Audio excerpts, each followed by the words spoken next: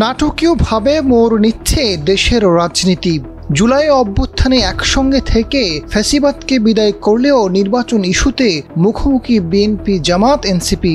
নির্বাচন ও সংস্কার নিয়ে জামাত ও এনসিপির মধ্যে এক ধরনের ঐক্যমত্য দেখা গিয়েছিল, কিন্তু সম্প্রতি দুটি দলের মধ্যে টানাপোড়েন চলছে, দূরত্ব লক্ষ্য করা যাচ্ছে। জুলাই সনদ বাস্তবায়ন ও পিআর পদ্ধতির দাবিতে 8টি দলের যুগপৎ আন্দোলনের কথা ছিল। এরই মধ্যে কর্মসূচি ঘোষণা করলেও সেখানে নেই এনসিপি। 5 দফা দাবিতে জামায়াতে ইসলামী সোমবার যুগপৎ আন্দোলনের বিক্ষোভ কর্মসূচির ঘোষণা করেছে। আন্দোলনে যাওয়ার বিষয়ে অনেকটা অগ্রগতি হলেও শেষ পর্যন্ত পিছু হটেছে এনসিপি, গণ অধিকার পরিষদ ও এবি পার্টি। তবে খেলাফত মজলিস, ইসলামী আন্দোলন, বাংলাদেশের খেলাফত মজলিস ও নিজামে ইসলামী পার্টির একাংশকে পাশে পাচ্ছে জামায়াত। 18 সেপ্টেম্বর থেকে আন্দোলনে নামবে তারা।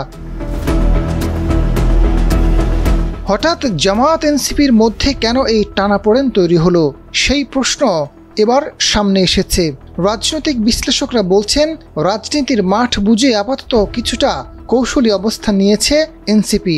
আপাতত দৃষ্টিতে দূরত্ব মনে হলেও ভোটের সময় ঘনিয়ে আসলে এনসিপির সেই অবস্থানেও পরিবর্তন আসতে পারে। তাদের লক্ষ্যের জায়গা এক ছিল, কিন্তু লক্ষ্য অর্জনের পর বিভিন্ন স্বার্থের কারণে স্বাভাবিকভাবেই দূরত্ব তৈরি হয়েছে। এদিকে যুগপৎ আন্দোলনে কেন যাচ্ছে না এনসিপি, বিষয়টি নিয়ে দলটির নেতাকর্মীরা বলছেন, নির্বাচন সংস্কার বেশ কিছু ইস্যুতে এনসিপির মধ্যে দুটি স্পষ্ট ধারা তৈরি হয়েছে, ফলে এখনই জামায়াতের সঙ্গে নির্বাচনী সমঝোতায় যেতে আপত্তি রয়েছে। জামায়াতের সঙ্গে জোটবদ্ধ নির্বাচন করে ক্ষমতায় যেতে পারলে সেটাই করত এনসিপি, কিন্তু বিরোধী দল হলে রাজনৈতিকভাবে ক্ষতিগ্রস্ত হবে। রাজনৈতিক দল হিসেবে যাত্রা শুরুর পর ইসলামপন্থী বলয়ের ব্যক্তিরা যেমন যুক্ত হয়েছিলেন, তেমনি বাম ঘরানার তরুণরাও যুক্ত হয়েছিল।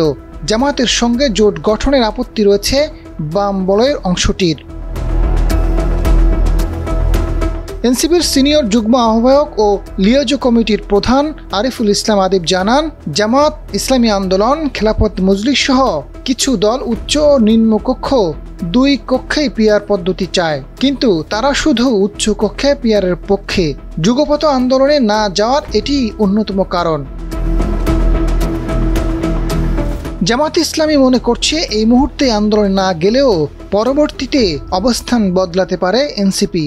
অনেক দাবির মিল থাকলেও আপাতত তারা কোনো কর্মসূচিতে যাচ্ছে না। আজাদ ফারুক, ডেস্ক রিপোর্ট, সময়ের আলো।